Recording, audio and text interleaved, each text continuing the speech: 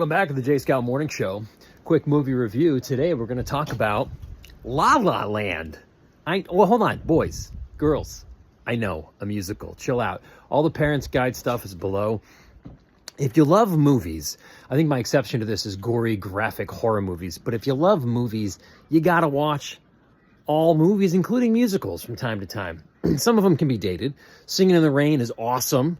I love Singing in the Rain. A movie about movies that makes the movie you're watching at the end of the movie. It's a whole nother video. Today is La La Land. La La Land, Parents Guide stuff. Did I say that already? It's all below. Teenagers and up, I guess I would say, for this movie. Mainly because there's some relationship stuff. There's I'm thinking an F-bomb or two. But you can get the guide below. And if you love movies, I appreciate you being here. So La La Land has three things that I want to talk about. It's a great movie. One of the things that I do when I watch movies and I get excited, this would annoy most of you, is I do this off to the side, but I stand up. I don't know what it is. Like, as the movies are progressing, we get into the third act, there's parts of me sometimes, like, I get so excited that I stand up and I move off. I watch the movie. I'm like, what? La La Land did that. La La Land. Let's start, though. I'll end with that. Let's start. The music in this movie is like contagious.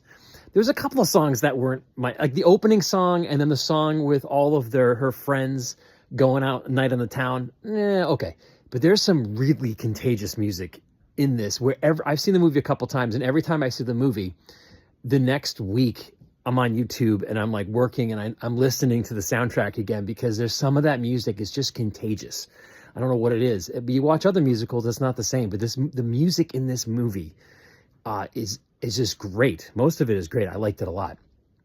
The other thing this movie does very well is this movie shows two people falling in love in such a sweet, innocent way that I don't it doesn't get captured in film that often. They basically have this musical number, right? And it ends at a planetarium. And you can see they have all this angst at the beginning of the movie, but then during this scene, they're at the planetarium and they're dancing and they're singing, and it goes through all these different scenes that they're doing together, and it ends with them holding hands. It's something so simple, but everybody watching this video, if you've ever been in love before, you can relate to that so well, and you don't have to show anything else. The first time that you held the hand of the person that you love, it's magical. And this movie does it. They bring that back to the table. They bring it up and they do it in such a beautiful way that I can't think of another movie that handles two people falling in love so well. Anyway, the end of this movie, this is where I stood up because I got so excited. They started going into the what if, where you started seeing the what if something else happened, and they wrap it up into this whole musical number, and it becomes this like alternate timeline. They show you the ultimate timeline of what if people made a different decision, and then it wraps back around with a bittersweet ending.